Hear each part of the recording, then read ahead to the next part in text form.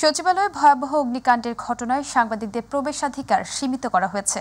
প্রধান উপদেষ্টার press wing থেকে এমন তথ্য জানানো হয়। এ সংক্রান্ত বিজ্ঞপ্তিতে বলা হয়েছে, সরকার শিগগিরই বিদ্যমান প্রেস অ্যাক্রিডিটেশন কার্ডগুলো পর্যালোচনা করবে এবং নতুন অ্যাক্রিডিটেশন কার্ড ইস্যুর জন্য সব স্থানীয় এবং আন্তর্জাতিক সংবাদ আউটলেটগুলো থেকে নতুন আবেদন করা হবে। আতিকুর রহমান তিতাসের রিপোর্ট। সচিবালয়ে আগুনের ঘটনা তদন্তে দ্বিতীয় দিনের মতো আলামত সংগ্রহ করা হয়েছে। ঘটনাস্থল থেকে ছাই এবং পুড়ে যাওয়া বিভিন্ন জিনিসপত্রের অবশিষ্টাংশ সংগ্রহ করা হচ্ছে। সেগুলোর রাসায়নিক পরীক্ষা করা হবে। সিআইডি জানায় 2-3 দিনের মধ্যে এই প্রতিবেদন পাওয়া যাবে। সেই সঙ্গে পুড়ে যাওয়া ভবন ও আশেপাশের ভবনের কিছু সিসিটিভি ক্যামেরার ফুটেজ সংগ্রহ করা হয়েছে, আরও সংগ্রহ করা হবে। সেগুলোর বিশ্লেষণ করেও অনেক তথ্য পাওয়া যাবে বলে জানিয়েছে সংস্থাটি। অগ্নিকাণ্ডের পর সাপ্তাহিক ছুটির দিনেও সচিবালয় ঘিরে রয়েছে কঠোর নিরাপত্তা বলয়। 1 নম্বর ফটক ছাড়া অন্যগুলো বন্ধ। সেনাবাহিনী, পুলিশ ও এপিবিএন এর সদস্যরা নিরাপত্তার দায়িত্ব পালন করছেন। সচিবালয়ের আশেপাশে কাউকে দাঁড়াতে দিচ্ছে না আইন শৃঙ্খলা বাহিনীর সদস্যরা। এদিকে সচিবালয়ে ভয়াবহ অগ্নিকাণ্ডের ঘটনায় সাংবাদিকদের প্রবেশাধিকার সীমিত করা হয়েছে। শনিবার সকালে প্রধান উপদেষ্টার প্রেস উইং থেকে তথ্য জানানো হয়। বিজ্ঞপ্তিতে বলা হয়, ভয়াবহ অগ্নিকাণ্ডে ক্ষতিগ্রস্ত কি পয়েন্ট ইনস্টলেশনের নিরাপত্তার কথা মাথায় রেখে সচিবালয়ে সাংবাদিকদের প্রবেশ নিষিদ্ধ করার বিষয়ে সিদ্ধান্ত নেওয়া হয়েছে।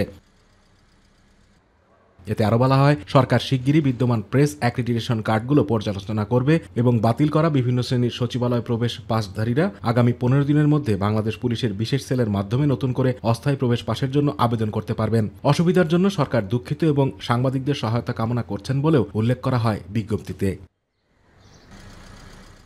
আতিকুর রহমান তিতাস, মাই টিভি।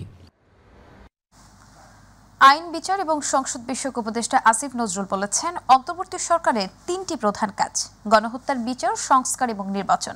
রাজধানীর কৃষিবিদ ইনস্টিটিউটে এক সংলাপে তিনি এ কথা বলেন। আগামী প্রজন্মকে দায়মুক্ত করতে গণহত্যাকারীদের বিচার জরুরি বলে জানান অ্যাটর্নি জেনারেল মোহাম্মদ আসাদুজ্জামান। বিস্তারিত প্রতিবেদনে। রাজধানীর কৃষিবিদ ইনস্টিটিউটে ফোরাম ফর বাংলাদেশ স্টাডিজ আয়োজিত গুমখুন থেকে গণহত্যার বিচার চ্যালেঞ্জ শীর্ষক সংলাপে অংশ নেন আইন, বিচার ও সংসদ বিষয়ক উপদেষ্টা আসিফ নজরুল, অ্যাটর্নি জেনারেল মোহাম্মদ আসাদুজ্জামান, আন্তর্জাতিক অপরাধ ট্রাইব্যুনালের চিফ প্রসিকিউটর সহ বিশিষ্টজনেরা। অনুষ্ঠানে আন্তর্জাতিক অপরাধ ট্রাইব্যুনালের চিফ প্রসিকিউটর বলেন, জুলাই-আগস্ট গণহত্যার বিচার কার্যক্রম শেষ হবে 1 বছরের মধ্যে। গণহত্যার মাস্টারমাইন্ডদের বিচার করাকে ট্রাইব্যুনাল অগ্রাধিকার দিচ্ছে বলেও মন্তব্য করেন তিনি। এই গণহত্যার যিনি প্রধান নিউক্লিয়াস ছিলেন শেখ হাসিনা সহ তার যে নিচের দিকের কয়েকজন ছিলেন তাদের বিচারকে প্রায়োরিটাইজ করছি এবং আমরা দ্রুততম সময়ের মধ্যে তাদের বিচারটা শেষ করতে চাই, করতে সক্ষম বলে আমরা মনে করি। আমাদের আন্তর্জাতিক অপরাধ ট্রাইব্যুনালে প্রধান অভিযুক্তদের মামলা ইনশাআল্লাহ সবার বিচারই প্রায় আগামী 1 বছরের মধ্যে আমরা শেষ করতে পারবো বলে আশা করছি এবং আশা করছি সেটা সফলভাবে আমরা করতে পারবো।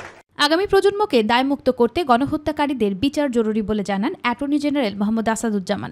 আমরা ইতিহাসের দায়বদ্ধতা থেকেই এই বিচার করে যেতে চাই, যাতে করে আগামী প্রজন্ম হেলাল হাফিজের ভাষায় ভীরু কাপুরুষের উপমা হিসেবে অভিহিত না করে। অনুষ্ঠানে আইন, বিচার ও সংসদ বিষয়ক উপদেষ্টা আসিফ নজরুল বলেন, অন্তর্বর্তী সরকারের 3টি প্রধান কাজ: গণহত্যার বিচার, সংস্কার এবং নির্বাচন। গণহত্যার বিচারে কোনো গাফিলতি হচ্ছে না বলেও জানান তিনি। আমাদের জুলাই গণঅভ্যুত্থানে অন্তত 3টা বড় লক্ষ্য আছে। একটা হচ্ছে বিচার, একটা হচ্ছে সংস্কার, একটা হচ্ছে নির্বাচন। বিচারটা মূলত আমাদের মন্ত্রণালয়ের দায়িত্বে, এখানে কোন রকম কোনো গাফলতি হচ্ছে না, হবে না। নুসরাত শারমিন, মাই টিভি, ঢাকা। বিএনপি মহাসচিব মির্জা ফখরুল ইসলাম আলমগীর বলেছেন, সংস্কার একটি চলমান প্রক্রিয়া, এর জন্য নির্বাচন থেমে থাকতে পারে না। দুপুরে জাতীয় প্রেস ক্লাবে গণতান্ত্রিক পার্টি জাকপা আয়োজিত আলোচনা সভায় তিনি কথা বলেন। এদিকে দুপুরে রংপুরে বিএনপির সিনিয়র যুগ্ম মহাসচিব রুহুল কবির রিজভী আহমেদ বলেছেন, সচিবালয়ে আগুন গভীর ষড়যন্ত্রের অংশ। মাহবুব সৈকতের রিপোর্ট। জাকপার আয়োজনে জাতীয় প্রেস ক্লাবে আলোচনা সভায় বক্তব্য রাখেন বিভিন্ন রাজনৈতিক দলের শীর্ষ নেতারা। পলাতক স্বৈরাচার আজকে প্রতিবেশী দেশে বসে ষড়যন্ত্র করছে, চক্রান্ত করছে। নতুন করে বিপদের ঘনঘটা আমরা লক্ষ্য করছি।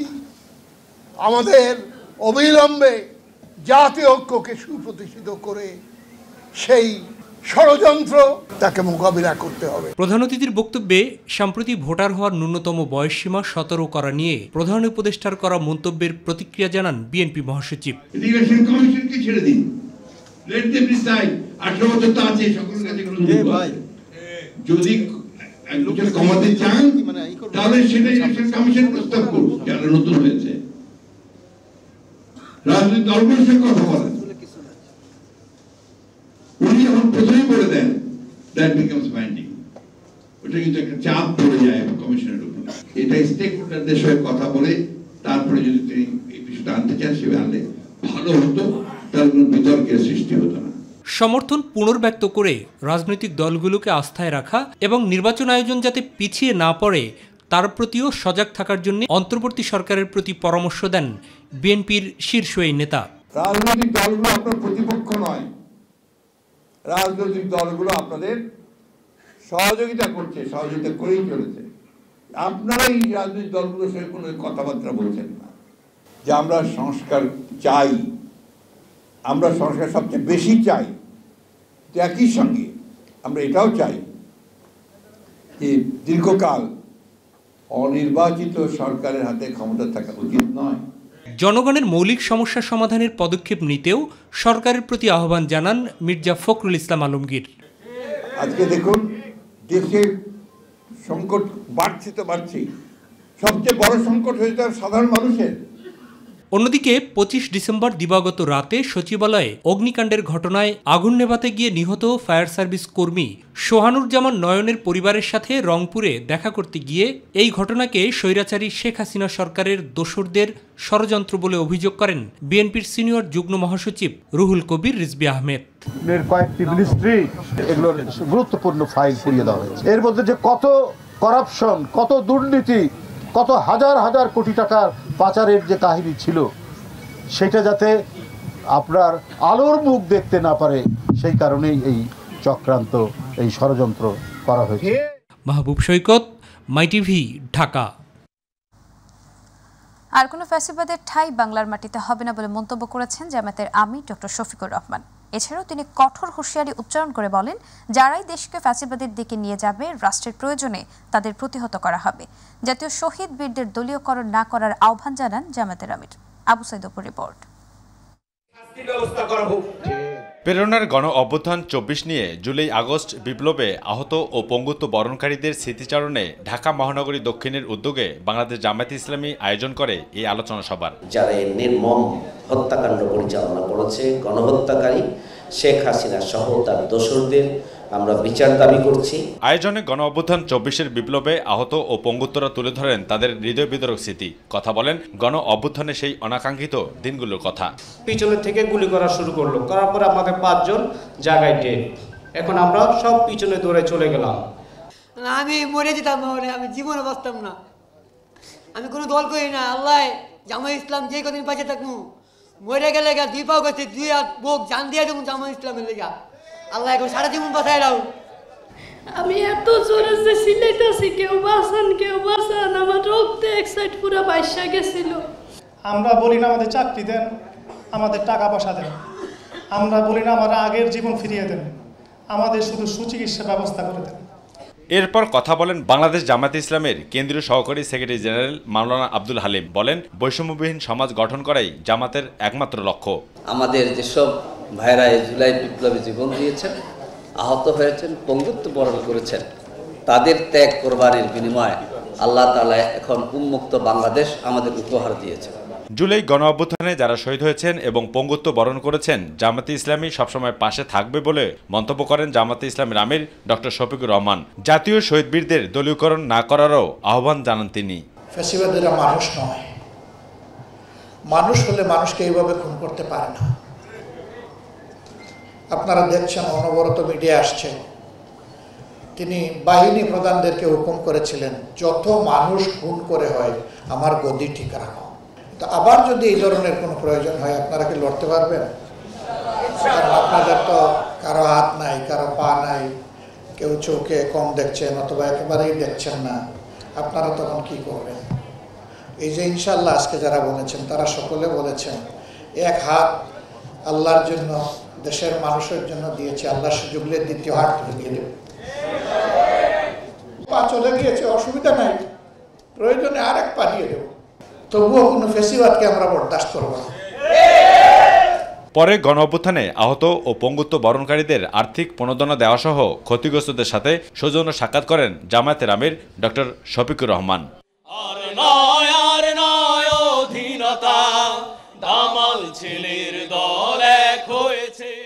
আবু সেতপু, মাই টিভি, ঢাকা। কোরআন ও হাদিসের আলোকে আগামীর বাংলাদেশ গড়তে ধর্মীয় সহ সকল রাজনৈতিক দলগুলোকে ঐক্যবদ্ধভাবে কাজ করার আহ্বান জানিয়েছেন বক্তারা। তারা বলেন, ফ্যাসিবাদের দোসররা বিদেশের মাটিতে বসে ঐক্য বিনষ্ট করার ষড়যন্ত্র করছে, তাই তাদের রুখতে হবে। খেলাফত মজলিসের অধিবেশনে বিভিন্ন রাজনৈতিক দলের নেতারা এসব কথা বলেন। ইউসুফ আলীর রিপোর্ট। দ্বাদশ অধিবেশন উপলক্ষে রাজধানীর সোহরাওয়ার্দী উদ্যানে সমাবেশের আয়োজন করে খেলাফত মজলিস।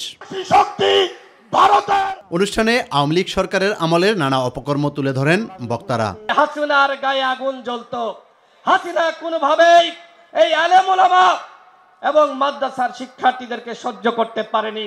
আওয়ামী লীগ কিন্তু আসলে মূলত ভারতেরই সরকার ছিল।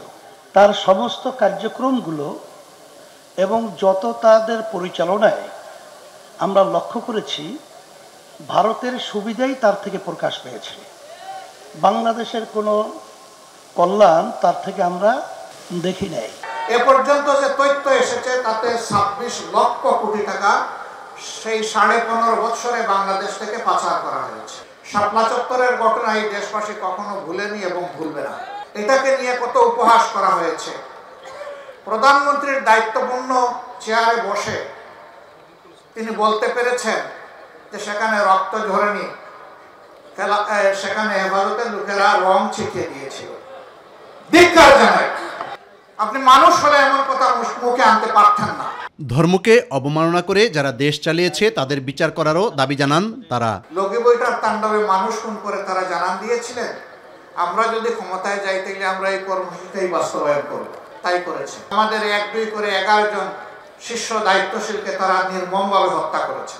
শেষ পর্যন্ত একজন মানুষ যিনি কোরআনের ভাষ্যকার, দল মতের ঊর্ধ্বে উঠে যাকে মানুষ বড়ই ভালোবাসত শুধু কোরআনের কারণে, আল্লামা দেলোয়ার হোসেন সাইদি, তারও জীবনটা কিভাবে শেষ পর্যন্ত গেল তার রহস্য একদিন বের হবে ইনশাআল্লাহ। ইসলামী সংগঠনগুলো আগামীর বাংলাদেশে একটা দৃষ্টান্ত স্থাপন করতে চাই। আমাদের যে অভিন্ন লক্ষ্য আল্লাহর দ্বীনকে বিজয়ী করা, আল্লাহর জমিনে খেলাফত প্রতিষ্ঠার যে সংগ্রাম, এই সংগ্রামে আমরা ইস্পাত কঠিন একটি ঐক্য গড়ে তুলতে চাই। জুলুমকারীদের প্রতিহত করতে একসাথে কাজ করার আশাবাদ ব্যক্ত করেন বিভিন্ন রাজনৈতিক দলের নেতারা। আমাদের মতের অনেক পার্থক্য আছে। বাংলাদেশের সকল নাগরিকবৃন্দ এক জায়গায়, কিন্তু আমরা এক দেশের স্বাধীনতা এবং সার্বভৌমত্বের লক্ষ্যে আমাদের কোনো আপোষ আমরা করব না। একটা নতুন বাংলাদেশ চাই, সুন্দর বাংলাদেশ চাই, এবং সেই জন্য সবাই নিজেদের চিন্তার বিনিময় করব, এক হব, ঐক্য করব, জাতীয় ঐক্য করব এবং দেশ গড়ব। আজকে আপনাদের দেশে ধর্মীয় অনুশাসন চালু করতে ফ্যাসিবাদ ও আগ্রাসন রুখতে হবে, আর এজন্য প্রয়োজন সকল ইসলামী রাজনৈতিক দলের ঐক্যবদ্ধতা। এমনটাই তাগিদ দিলেন খেলাফত মজলিসের দ্বাদশ অধিবেশনের বক্তারা। ইউসুফ আলী, মাই টিভি, ঢাকা। সারা দেশের অপরাধ নিয়ন্ত্রণে পুলিশের কাছে ম্যাজিক নেই, তবে সব প্রতিকূল অবস্থার মধ্য দিয়ে পুলিশ ঘুরে দাঁড়ানোর চেষ্টা করছে বলে মন্তব্য করেছেন আইজিপি বাহারুল আলম। দুপুরে রাজারবাগে বাংলাদেশ অবসরপ্রাপ্ত পুলিশ অফিসার্স কল্যাণ সমিতির বার্ষিক সাধারণ সভায় এমন মন্তব্য করেন তিনি। এ সময় বিশেষ অতিথির বক্তব্যে ডিএমপি কমিশনার বলেন, জুলাই আগস্টের ছাত্র আন্দোলনে পুলিশের ভূমিকা ছিল প্রশ্নবিদ্ধ। বিস্তারিত প্রতিবেদনে। সকালে রাজারবাগ পুলিশ লাইন অডিটোরিয়ামে বাংলাদেশ অবসরপ্রাপ্ত পুলিশ অফিসার্স কল্যাণ সমিতির 2024-এর বার্ষিক সাধারণ সভা অনুষ্ঠিত হয়। অনুষ্ঠানে প্রধান অতিথি হিসেবে উপস্থিত ছিলেন পুলিশ মহাপরিদর্শক বাহারুল আলম। একই অনুষ্ঠানে বিশেষ অতিথি হিসেবে উপস্থিত ছিলেন DMP commissioner Sheikh Mohammad Sajjad Ali. July August আন্দোলনে পুলিশের ভূমিকা প্রশ্নবিদ্ধ ছিল উল্লেখ করে ডিএমপি কমিশনার বলেন, ছাত্র জনতার গণ অভ্যুত্থানে পুলিশ সঠিক সিদ্ধান্ত নিলে অনেক প্রাণ রক্ষা পেত। 72 ঘন্টা আগেও যদি ওনারা সঠিক সিদ্ধান্ত নিতেন তাহলে অনেকের জীবন রক্ষা পেত, এবং আমাদের পুলিশ সদস্যদের অনেকের জীবন রক্ষা পেত, কিন্তু সেই সিদ্ধান্ত নেওয়া হয়নি। সম্প্রতি চুরি ছিনতাই রোধে আইনশৃঙ্খলা বাহিনীর ভূমিকা প্রসঙ্গে সাংবাদিকদের প্রশ্নের জবাবে পুলিশ মহাপরিদর্শক বাহারুল আলম বলেন, চুরি ছিনতাই ও খুন রোধে পুলিশের কাছে কোনো ম্যাজিক নেই, তবে পুলিশ চেষ্টা করছে। ওইভাবে ম্যাজিক নেই এবং আপনারা জানেন যে কি অবস্থা থেকে পুলিশ প্রত্যেকে উঠে এসে আমরা কাজ করতে হচ্ছে। ক্রাইম এককভাবে আমরা ওইখানে ফাইটিং করব, আমরা চেষ্টা করছি। সচিবালয়ের আগুনের ঘটনা তদন্ত চলছে, এখন বলার মতো কোনো অবস্থা নেই বলে সাংবাদিকদের জানান আইজিপি। তদন্ত চলছে, আমি এবারে কিছু বলার জন্য ক্ষমতাপ্রাপ্ত নই, আমি দুঃখিত। এটা পুরো কমিটি তাদের সামনে বলবে। জুলাই গণঅভ্যুত্থানে পুলিশ অ্যাসোসিয়েশনগুলো সঠিক ভূমিকা রাখতে পারেনি, ভবিষ্যতে এসব মাথায় রাখতে হবে, সতর্ক থাকার আহ্বান পুলিশের এই কর্মকর্তার। নুসরাত শারমিন, মাই টিভি, ঢাকা। তিব্বতের পূর্ব সীমান্তে বিশ্বের বৃহত্তম জলবিদ্যুৎ প্রকল্পের বাঁধ নির্মাণের এক উচ্চাভিলাষী পরিকল্পনা নিয়েছে চীন। এই প্রকল্প বাস্তবায়িত হলে ভাটিতে থাকা ভারত এবং বাংলাদেশের কোটি কোটি মানুষের উপর তার প্রভাব পড়তে পারে বলে জানিয়েছে বিদেশি বিভিন্ন সংবাদ মাধ্যম। অপরদিকে ভবিষ্যতেও নদীটি ঘিরে আরও পরিকল্পনা হাতে নেওয়ার কথা জানিয়েছে শি জিনপিং প্রশাসন। জুবাইর রহমানের রিপোর্ট। ব্রহ্মপুত্রের উজানে বাঁধ দিয়ে বিশ্বের সবচেয়ে বড় জলবিদ্যুৎ কেন্দ্র বানাচ্ছে চীন। তিব্বতে $137 বিলিয়ন ব্যয়ে এই মেগা প্রকল্প বাস্তবায়নের উদ্যোগ নিয়েছে বেজিং প্রশাসন। বিশাল এই প্রকল্পটি বাস্তবায়িত হলে ব্যাপক প্রভাব পড়বে ভাটির দেশ ভারত বাংলাদেশে।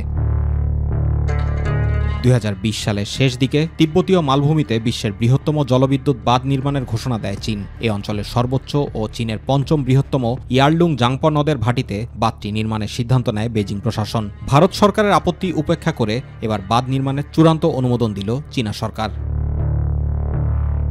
বলা হচ্ছে, বর্তমানে বিশ্বের সবচেয়ে বড় 3 জর্জেস জলবিদ্যুৎ কেন্দ্রের চেয়েও 3 গুণ বেশি বিদ্যুৎ উৎপাদন সম্ভব হবে চীনের নতুন এই প্রকল্প থেকে। বছরে বিদ্যুৎ উৎপাদন হবে প্রায় 30,000 কোটি কিলোওয়াট প্রতি ঘন্টা। ব্যয়ের দিক থেকেও এটি 3 জর্জেস জলবিদ্যুৎ প্রকল্পকে ছাড়িয়ে যাবে বলে ধারণা করা হচ্ছে। তবে তিব্বতীয় মালভূমিতে চীনের এমন উচ্চাভিলাষী প্রকল্পের কারণে ক্ষতিগ্রস্ত হতে পারে ভারত বাংলাদেশের কোটি কোটি মানুষ।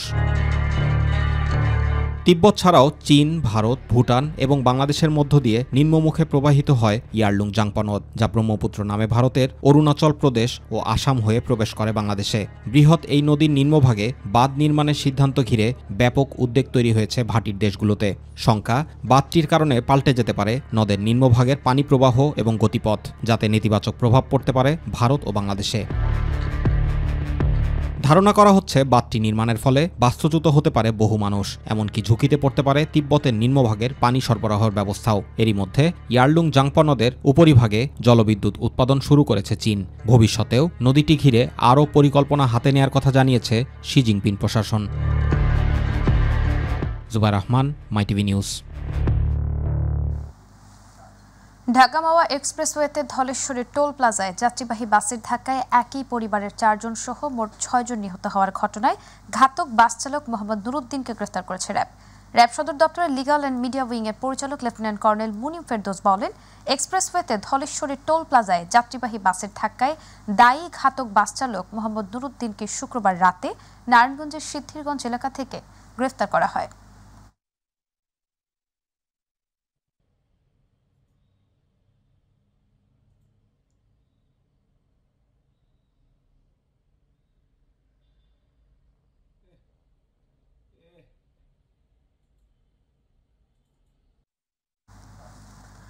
শিল্প দূষণ, পয় নিষ্কাশন, দূষণ ও পলিথিনের দূষণ সহ 3টি কারণে নদী দূষণ হয় বলে মন্তব্য করেছেন পরিবেশ, বন ও জলবায়ু পরিবর্তন উপদেষ্টা সৈয়দা রিজওয়ানা হাসান। সকালে গাজীপুরে তিনি এসব কথা বলেন। তিনি বলেন, নদী সৃষ্টি করতে না পারলে ধ্বংসের অধিকার নেই। লবণদাহে 2টা সমস্যা, একটা হচ্ছে দখল, একটা হচ্ছে দূষণ। দখল উচ্ছেদে তো আমার বসে থাকার কোনো কারণ নাই। সেক্ষেত্রে আমাদের পানি উন্নয়নের বোর্ডের যদি যন্ত্রপাতি দিয়ে সাহায্য করতে হয়, আমরা আপনাকে অবশ্যই সাহায্য করব। পরিবেশের যে এডিজি মহোদয় আছেন, তাকে অনুরোধ করছি যে আপনি, আপনার কাছে তালিকা আছে যে কারা কারা দূষণ করছে, তাদের বিরুদ্ধে নিয়মিত কাজ শুরু করেন। প্রয়োজনে আমরা নদী বাঁচাতে 2-1টা শিল্প কারখানা বন্ধ করে দেব। আইন নামেরও তো শিল্প কারখানা চালানোর কোনো সুযোগই নেই। ভরা মৌসুমে কক্সবাজারে পর্যটকের ঢল থাকলেও সেন্ট মার্টিন দ্বীপ প্রায় পর্যটক শূন্য। নভেম্বর থেকে ফেব্রুয়ারি পর্যন্ত প্রতি বছর সেন্ট মার্টিন দ্বীপে পর্যটকদের ঢল নামলেও চলতি মৌসুমে দৃশ্যপট একেবারেই ভিন্ন। সেন্ট মার্টিন দ্বীপে পর্যটক সীমিতকরণ এবং 2 মাস যাতায়াত করার সময় বেঁধে দেয় কমেছে পর্যটকদের আনাগোনা। প্রতিনিধি কেফায়েতুল্লাহ খানের তথ্য ও ছবিতে আতিকুর রহমান তিতাসের রিপোর্ট। বর্তমান সরকারের উপদেষ্টা পরিষদের সিদ্ধান্ত অনুযায়ী সেন্ট মার্টিনে নভেম্বর মাসে পর্যটক যেতে পারবেন, তবে রাত্রি যাপন করতে পারবেন না। ডিসেম্বর থেকে জানুয়ারি মাসে সর্বোচ্চ 2000 পর্যটক রাত্রি যাপন করতে পারবেন সেখানে। ফেব্রুয়ারিতে সেন্ট মার্টিনে পর্যটন পুরোপুরি বন্ধ থাকবে। তখন সেন্ট মার্টিন পরিষ্কার পরিচ্ছন্ন করা হবে। পরবর্তীতে এ নিয়ে একটি গ্যাজেটও প্রকাশিত হয়। প্রতি বছর সেন্ট মার্টিন দ্বীপে পর্যটকদের ঢল নামলেও চলতি পর্যটন মৌসুমে ডিসেম্বর মাসের শেষ দিকেও সেন্ট মার্টিন দ্বীপে নেই পর্যটকদের ভিড়। দ্বীপে পর্যটক সীমিতকরণ ও 2 মাস যাতায়াত করার সময় বেঁধে দেওয়ায় কমেছে পর্যটকদের আনাগোনা। এই সিজনে পর্যটন সীমিত করার কারণে আমার দোকানে বেচাকিনা খুব কম, লোক আসতে পারতেছে না। এখন দৈনিক বিক্রি হয় 1000 টাকা 2000 টাকা একরকম বিক্রি হয়। এবার বিক্রি হতে আমাদের সংসার চালানো খুব কঠিন হয়ে যাচ্ছে। সংসার নিয়ে আমাদের এভাবে হয়তো চালাতে পারবো না। বর্তমান প্রেক্ষাপটে মিয়ানমার সীমান্ত অনিরাপদের কারণে পর্যটকবাহী জাহাজগুলোকে টেকনাফ সেন্ট মার্টিন নৌপথে চলাচলের অনুমতি দেওয়া হয়নি, যার ফলে কক্সবাজার থেকে বঙ্গোপসাগর হয়ে সেন্ট মার্টিন দ্বীপে আসা যাওয়া করতে হয় পর্যটকদের। এতে সময় লেগে যায় প্রায় 6 থেকে 7 ঘন্টা। এখন এই দিনে আমার এই দোকানে ব্যবসা ছিল প্রায় 25 থেকে 30 হাজার। আজকে আমার দোকানে 5 থেকে 4 হাজার এতটুকু। কিছু বেচলে কিছু নয়। গুঁড়া সিজন এই দিন এই অবস্থা যদি যাবে আর অবস্থা কি? সার্বিক পরিস্থিতিতে ক্ষতির সম্মুখীন দ্বীপটির সাথে জড়িত নানা পেশার মানুষ। দ্বীপটির স্থানীয় বাসিন্দারা মূলত 4 মাস আয় রোজগার করে 12 মাস জীবনযাপন করত। পর্যটক সীমিতকরণ ও 2 মাস সীমাবদ্ধতা করে দেয় অনিশ্চয়তার মধ্যে জীবনযাপন করছেন এখানকার বাসিন্দারা। প্রতিনিয়ত হিমশিম কাঁপছে। আমার মনে হয় না আজকে 23 দিন মতো সিজন চলতেছে, তার মধ্যে আমি হাত গোনা 5 থেকে 7,000 টাকা পাইছি কিনা। বর্তমানে 2 মাসের ইনকাম দিয়ে আমরা 12 মাস আর কিভাবে চলবো? দ্বীপের মানুষের অবস্থা কি হবে? জীবিকা কি হবে? অফ সিজনে পরিবারের ভরণ পোষণ, ছেলে মেয়েদের পড়াশোনার খরচ ও চিকিৎসা ব্যয় অসম্ভব হয়ে দাঁড়াবে বলে জানিয়েছেন দ্বীপের বাসিন্দারা। তাই ভিন্ন কোনো পরিকল্পনা নেয়ার দাবি জানান তারা। আতিকুর রহমান তিতাস, মাই টিভি।